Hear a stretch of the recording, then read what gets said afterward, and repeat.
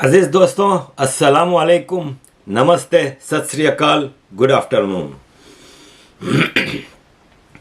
मेरे मुसलमान दोस्त मुझसे परेशान हैं बहुत, और वो कहते हैं कि मैं मुसलमानों के ख़िलाफ़ या इस्लाम के ख़िलाफ़ बात करता हूँ।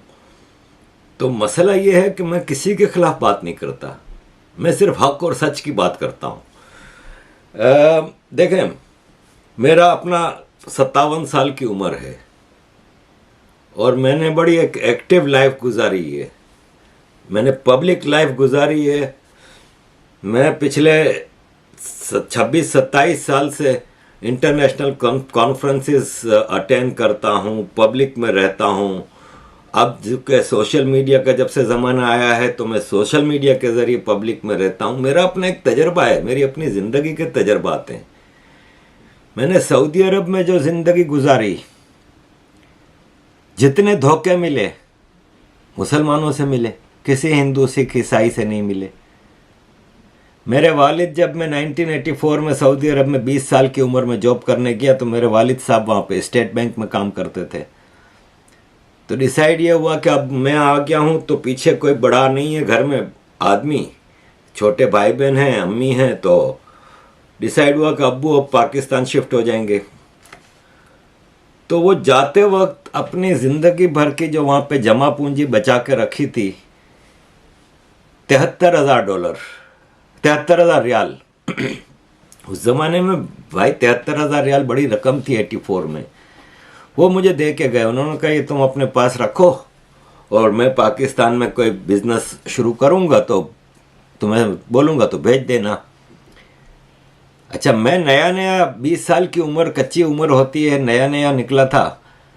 तो वहाँ पे मेरे जो पाकिस्तानी दोस्त थे उनके साथ में उठना बैठना हुआ।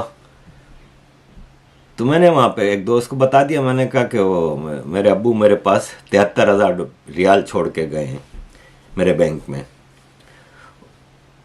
उसने, दोस्त थे मेरा, मुसलमान है, पाकिस्तानी है, मुझे अगले दिन मिला, कहता है कि यार मेरी दुकान पे आओ। मैं इसकी, वो कपड़े का काम करता था, दुकान पे गया।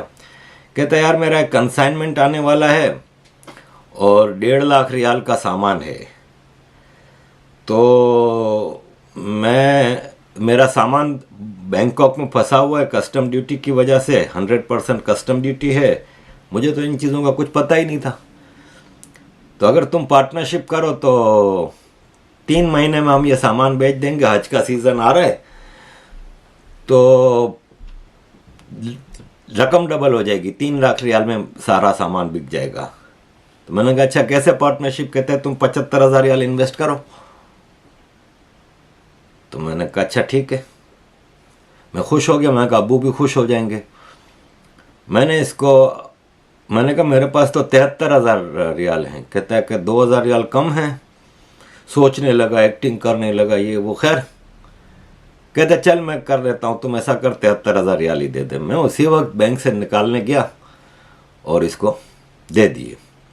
अगले दिन जब मैं दुकान पर पहुँचा तो वो लड़का जो काम करता है उसकी दुकान पे वो बैठा था। कहाँ है सिकंदर? बोला सिकंदर तो दुबई चले गए। अच्छा, मैं कहा शायद सामान वामान छोड़ाने गया होगा। किस्सा मुख्तसर ये कि 1 महीने तक सिकंदर नहीं आया। अब मुझे लगा कि मैं मामू बन गया हूँ। और end of the day story ये हुई कि जब वो वापस आया तो कहता है वो तो मैंने अपने कर्जे वर्जे थे वो तुम्हारी पैसे से अदा कर दिए।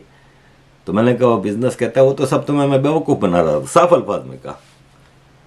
मैं कहा पैसे? कहता पैसे नहीं है, जो करना है कर ले। मैं दुबला पतला मरियल सा खा गया, सीधा खा गया।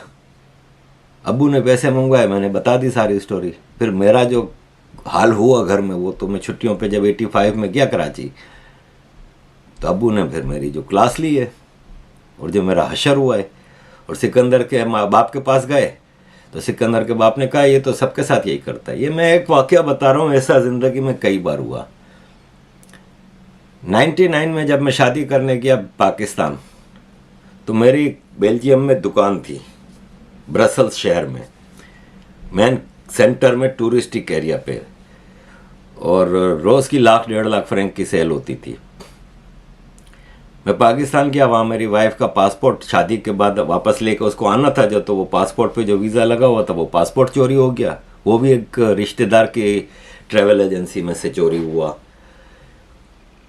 2 महीने लग गए मुझे। 2 महीने बाद वापस आया तो यहाँ पे दुकान खाली, सगे भाई के पास छोड़ के गया था मैं अपनी दुकान खाली। सप्लायर्स जो माल देते थे उनके चेक पे चेक बाउंस हो रहे थे, क्योंकि मैं पूरी चेक बुक साइन करके गया था। किराया नहीं भरा हुआ 3 महीने का। और मतलब एक अजीब अफरा तफरी का आलम, मुझे सब कुछ बेचना पड़ा, सब कुछ। और जब मैं बेच रहा था तो मैंने अपने शादी के लिए नया फर्नीचर लिया था। कंप्यूटर उस ज़माने में नया नया आए थे, 2-3 साल ही हुए थे, और कंप्यूटर था, सब कुछ था। और मेरे पंजाबी दोस्त पाकिस्तानी मुसलमान, रोज़ उनको पता लगा कि ये तो उजड़ रहा है इसका गुलशन, रोज़ आते थे दुकान पे। एक था अली साईं, अरे भाई ये कंप्यूटर आप मुझे दे दीजिएगा मुफ्त में। हाँ, सब मुफ्त में ले रहे हैं। डिश वॉशर ले गया कोई कंप्यूटर, जैसे वो। ये है मेरा मुसलमान दोस्त। और अब मैं 3 साल से हिंदू दोस्तों के साथ हूँ। यहाँ पे मेरा रीच के हिंदुओं के साथ रीच ग्रुप में मैं हूँ, आपको पता है। यहाँ पे सारे इंडियन हिंदू जो मेरे करीब हैं। मेरी बीवी मुझे कह रही थी कुछ दिनों पहले, कहती है कितना फ़र्क है दोनों में यार, ये पाकिस्तानी मुसलमानों में और इंडिया के हिंदुओं में। ये हर बुरे वक्त में हमारे पास आके खड़े होते हैं, जितने मेरे हिंदू दोस्त हैं। और जो ऑनलाइन है, कोई पेपाल पे भेजता है, मेरे हालात आपके सामने ही रहते हैं। यहाँ पे हम लाइफ बहुत महंगी है, और अब जो इन्फ्लेशन के बाद लंदन में भी ज़िंदगी बहुत महंगी हो गई, हम बहुत तकलीफ़ में रहते हैं। तो पेपाल के ज़रिए, पैट्रियन के ज़रिए मेरे सारे हिंदू करते हैं, कोई मुसलमान नहीं करता, चाहे वो इंडिया का हो, पाकिस्तान का हो, कहीं का भी हो, सारे हिंदू करते हैं। ये है फ़र्क। तो it is not about Islam और Muslims, it is about your character. Listen to this मौलवी जो गीता जी के बारे में बता रहा है कि गीता पढ़ना कितना ज़रूरी है, सनातन क्या है, ये एक मौलवी के मुंह से सुनिए आप। इस भगवत गीता के अंदर अगर एक शख्स इस भगवत गीता को पढ़ लेता है तो वो स्पिरिचुअल पर्सन बन जाता है। ये रूहानियत सिखाती है। इसके अंदर तो ये है कि जब आप किसी के साथ कोई अच्छा काम कर लें तो आपने बदले की तवक्को नहीं रखनी है। श्री कृष्ण जी अर्जुन से कहते हैं, कर्म के फल की इच्छा किए बगैर कर्म करते जा, तुमने उसकी इच्छा और ख्वाहिश नहीं करनी है। तो एक हिंदू जब ये इस किताब को पढ़ता है तो वो इतना नॉन वायलेंस हो जाता है कि वो तो जो जीव होते हैं इंसान के अलावा, उनके साथ भी वायलेंस नहीं करता है, उनके साथ भी तशद्दुद नहीं करता। वो कहता है कि ये इसके अंदर भी भगवान है, इसके अंदर भी है, इसके अंदर भी है, इसके अंदर भी, हर चीज के अंदर है। वो सब इंसानों को एक समझ रहा होता है, जो उसके अपने नहीं होते उन्हें भी एक समझ रहा होता है, और उसके अंदर तशद्दुद की सारी चीजें निकल जाती हैं। तो ये नॉन वायलेंस सिखाती है इस किताब के अंदर। इस किताब का जो मौजू है वो ये कि आपने अच्छे और बुरे अमाल वो कौन से हैं, अच्छे अमाल ये हैं, बुरे अमाल ये हैं। वो बताया गया है कि इंसान जो है वो यूनिवर्सल वैल्यूज को अपनाए, अच्छी चीजों को अपनाए और बुरी चीजों से दूर हो। तो बुनियादी तौर पर इसके जो सब्जेक्ट है, यूं समझे कि हर अध्याय का अलग अलग है। किसी के अंदर इल्म का बताया जा रहा है, किसी के अंदर योगा की मश्क बताई जा रही है, किसी अध्याय के अंदर वो ये अभ्यास करने का तरीका बताया जा रहा है, किसी में युग का बताया गया है, कुर्बानी का, कि आप अपने नफ्स की और ख्वाहिशात की कुर्बानी किस तरह से दे सकते हैं। तो इन चीजों के ऊपर श्रीमद् भगवत गीता के अंदर तफसील से श्री कृष्ण जी ने कुरुक्षेत्र के मैदान के अंदर अर्जुन छत्री को ये अजीज दोस्तों, मैं बड़ा धर्म के मामले में बड़ा रिलैक्स्ड हूँ। मैंने ज़माना हुआ खुदा पे डिपेंड करना छोड़ दिया है। पहले एक होता था, लेकिन अब मुझे पता है कि साला ज़िंदगी में जो है इधर ही है, इंसान बन जाओ, दैट इज़ इम्पोर्टेंट। कोरोना आया, खुदा के घर बंद हो गए, कोई खुदा बचाने नहीं आया। भाई खुदा के घरों में, मस्जिदों में और मदरसों में जितने मासूम छोटे छोटे बच्चों का रेप होता है, टॉर्चर होता है, इतना तो दुनिया में कहीं नहीं होता।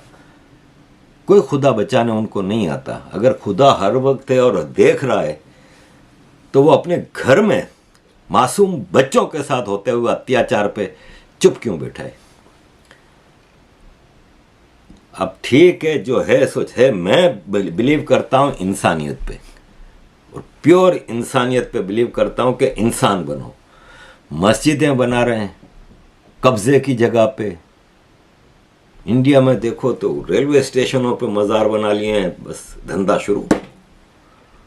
मस्जिद बनने का मतलब है मौलवी का धंधा शुरू।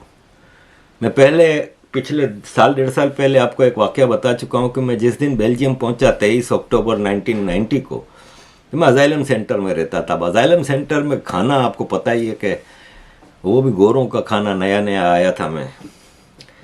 तो सामने गली में अजाइलम सेंटर पिति शातो के नाम से था ब्रसल्स में। उसके सामने गली में एक मस्जिद थी पाकिस्तानियों की। तो हम जो पाकिस्तानी लड़के थे जितने भी अजाइलम सेंटर में, हम क्या करते थे कि जब भी पता चलता कि मस्जिद में लंगर बट रहा है तो हम पहुँच जाते थे। वो चिकन कोरमा होता या कोई बिरयानी होती, हम खा के आ जाते थे उधर से। तो नया नया था मैं, मेरा ख्याल है पहला ही हफ्ता था।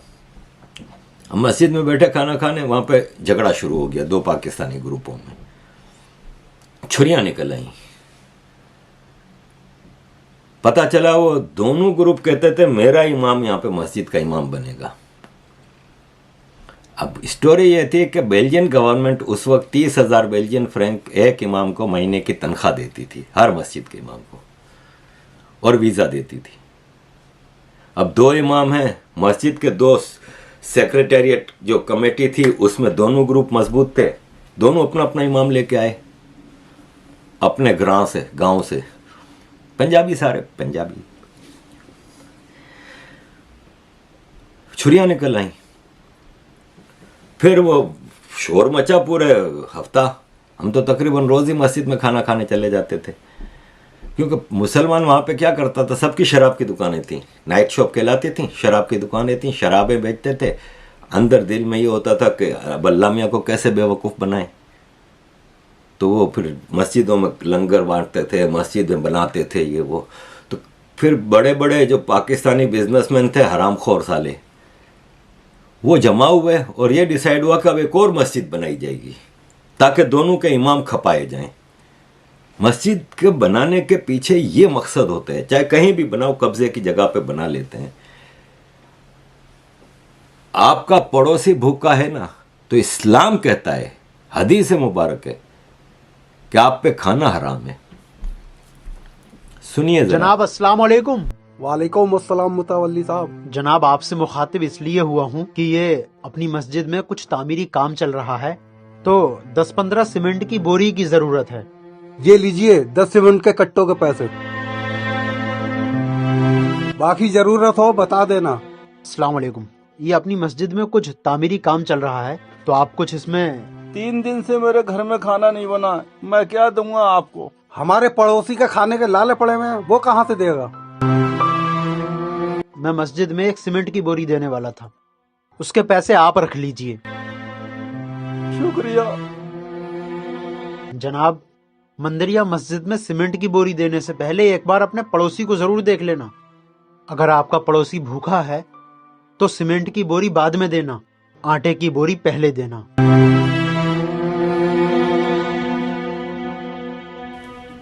तो अजीज दोस्तों, इस कैरेक्टर के साथ आप अपने आप को मुसलमान कहते हैं, मैं कहता हूं आप इंसान नहीं हैं। और आगे अगर पाकिस्तान के अंदर देखें तो अभी मरी में जो पाकिस्तान में हुआ वो इंसानियत को शर्मा दे। रोज ऐसे ऐसे वाकयात सामने आ रहे हैं, इतनी वीडियोस आ रही हैं। अब मैं 2 वीडियो मरी पे बना चुका हूं, अब मैं मजीद आपको क्या बोर करूं। लोग बाकायदा वहां पे ब्लैकमेल करते हैं, बर्फ में फंसा देते हैं जबरदस्ती गाड़ियां, और फिर ब्लैकमेल करते हैं। यार 4 गवर्नर हाउस, सरकारी रेस्ट हाउस सब खाली पड़े थे। खारदार तार के उस तरफ फौजियों के बड़े बड़े सेंटर बने हुए, गाड़ी में बंदा मर रहा है, बच्चे मर रहे हैं। एक खानदान के 9 आदमी मर गए। माँ बाप बच्चे और उनके माँ बाप यानी बच्चों के दादा दादी 9 आदमी एक खानदान के मर गए। और फिर आप कहते हो कि हम मुसलमान, हमसे अफजल कोई नहीं। तो मैं किसी इस्लाम मुसलमान के खिलाफ बात नहीं करता, मैं एक कैरेक्टर, इस माइंडसेट के बारे में बात करता हूं। भाई आप देखें, मैं यहाँ पे 90 से लेकर आज 2022 से 32 साल हो गए मुझे, 31.5 साल यूरोप में। कैरेक्टर है इन लोगों का, मैं आपको बता दूं। ठीक है, हमारे देशों में आके इन्होंने लूटमार की, कॉलोनाइजेशन की, इंपीरियलिस्टिक ज़माने की बात हो रही। आज हम 32 साल मुझे हो गए इस यूरोप में, मुझे इक्वल राइट दिए हैं। मैं फ्रेंच नेशनल हूँ, मुझे फ्रांस के आम सिटीजन्स के बराबर राइट्स मिले हैं। कभी मुझे कोई ऊंच नीच नहीं की। मैं 2005 में फ्रांस छोड़ा है मैंने, आज 17 साल हो गए परदेश में रहता हूँ। मुझे बराबर में एम्बेसी जाता हूँ, फ्रेंच एम्बेसी, जो मेरे काम होते हैं वो चुपचाप कर देते हैं। ये इंग्लैंड में मैं बैठा हूँ as a French citizen, Brexit हो गया है, मुझे पूरे राइट्स हैं। मेरे पास जॉब नहीं होगी तो मुझे जॉबलेस अलाउंस देंगे। अब चूंकि मैं ये यूट्यूब और ये सब, तो लास्ट वीक मेरे पास 1193 पाउंड का टैक्स आ गया। उन्होंने कहा आप कमा रहे हो भाई। पहले काले में सारा काम होता था, सिक्योरिटी की जॉब, ये वो। अब हर चीज़ अकाउंट, बैंक अकाउंट में आते हैं। यूट्यूब के भी पैसे, पेपाल के भी पैसे लगा दिए इन्होंने वो टैक्स, लेकिन इक्वल राइट्स दिए हैं। रेसिज्म ये वो, जितना रेसिज्म पाकिस्तान में साला कहीं नहीं है दुनिया में। कलर की बुनियाद पे, रिलीजन की बुनियाद पे, फिरके की बुनियाद पे, एथनिसिटी की बुनियाद पे सारे डिस्क्रिमिनेशन होते हैं उस पाकिस्तान में। यहाँ तो हमने कभी रेसिज्म, हमें तो नहीं तजर्बा हुआ कभी। 32 साल हो गए। हॉलैंड में मैं रहा हूँ, फ्रांस में मैं रहा हूँ, बेल्जियम में 20 साल रहा हूँ, स्पेन में मैं रहा हूँ, इंग्लैंड में मुझे 10वां साल है। 2012 में हम आए थे इधर।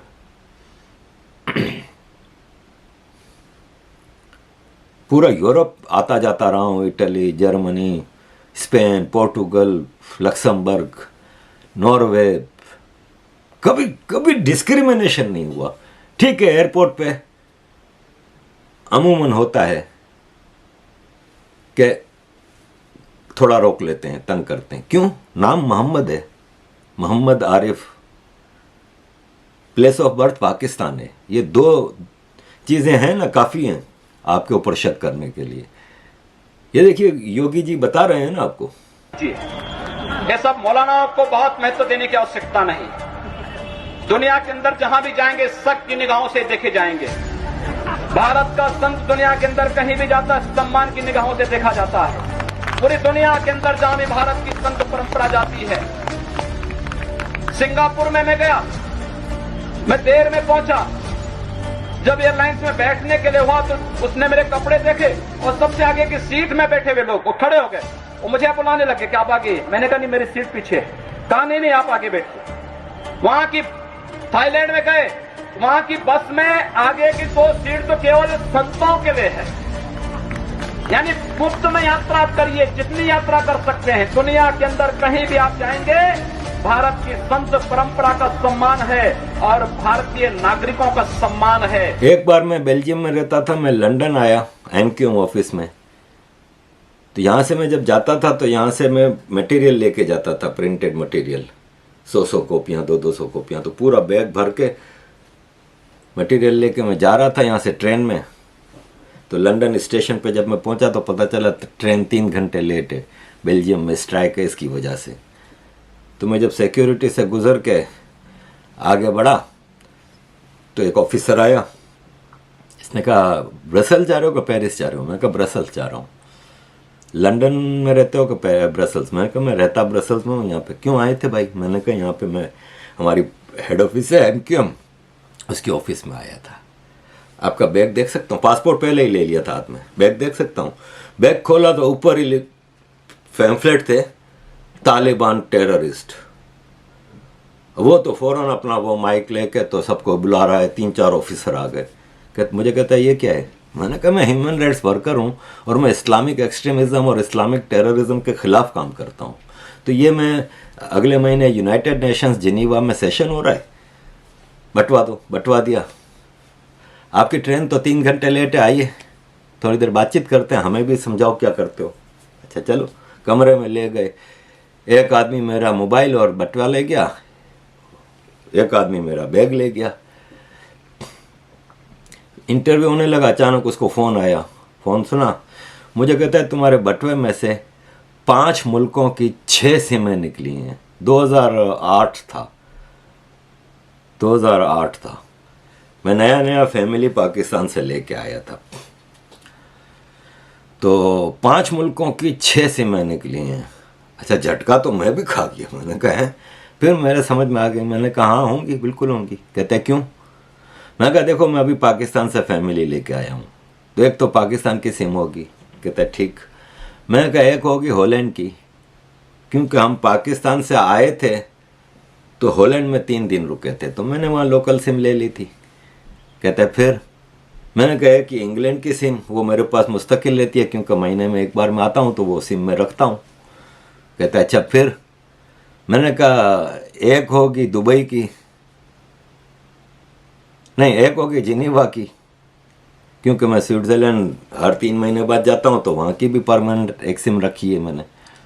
और मैंने कहा 2 होंगी बेल्जियम की, एक है वो लोकल कॉल्स करने के लिए है, और एक है लाइका मोबाइल जो कि सस्ता इंटरनेशनल कॉल कर। उस ज़माने में व्हाट्सअप वगैरह नहीं थे, तो मैंने कहा सस्ती इंटरनेशनल कॉल्स के लिए। तो बेल्जियम की 2 सिम हैं, बाकी सब एक एक।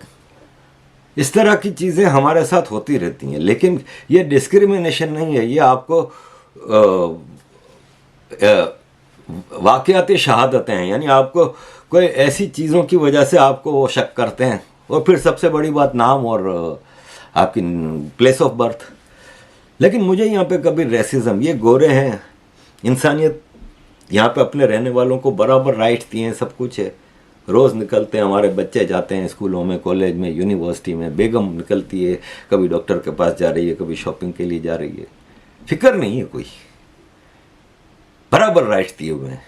ये है इंसानियत, ये है character. This is what I want. मुसलमानों में ये कैरेक्टर नहीं है। मुसलमान जब जाएगा कहीं खरीदारी के लिए ग्रोसरी में, तो हर चीज़ हलाल ढूंढ रहा होगा, साला जेब में इसके हराम पैसा होगा। अजीज दोस्तों, मेरे पास जो मटेरियल था उससे तो मैं काफ़ी हट गया हूँ। मैंने कल की वीडियो में आपको एक मुसलमान मौलवी इसरार अहमद की वीडियो बताई थी, जो बताता है कि कितना गंदा कैरेक्टर है मुसलमान का आज के ज़माने का, कितना मुनाफिक है आज का मुसलमान। वो एंड पे फिर आपको सुना देता हूँ, ज़रा सुनिए। और मैं बहुत कुछ है मेरे पास, लेकिन फिर कभी। थैंक यू वेरी मच अजीज़ दोस्तों, कीप सपोर्टिंग। जय हिंद, जय श्री राम, वंदे मातरम। बुरा ना मानिए, आज रूए अर्जी की सबसे बड़ी मुनाफिक कौम पाकिस्तान में बसती है, इसलिए कि नुसूस कतिया है हदीस के कि 4 या 3 चीजें, एक हदीस में 3 चीजें बयान की गई, एक में 4। आयतुल मुनाफिक सलासुन, जब बोले झूठ बोले, जब वादा करे खिलाफ वर्जी करे, अगर कहीं अमीन बनाया जाए खयानत करे, और चौथी अलामत, अगर कहीं इख्तिलाफ हो जाए तो फौरन आपे से बाहर हो जाए। फरमाया जिसमें ये 4 औसाफ है वो कट्टर मुनाफिक। एक हदीस में आया वही सामा व सल्ला व ज़ामा अन्नहु मुस्लिमुन, खा वो नमाज पढ़ता हो, रोजा रखता हो और अपने आप को मुसलमान समझता हो। इस हदीस को सामने रखिए और अपने माशरे का जायजा ले लीजिए। यहां जो जितना बड़ा है उतना ही बड़ा झूठा है, जो जितना बड़ा है उतना ही बड़ा वादा खिलाफ है, जो जितना बड़ा है उतना ही बड़ा खाइन। इल्ला माशाअल्लाह, हुक्मुल अक्सर या हुक्मुल कुल, अक्सरियत के ऊपर फैसला होगा।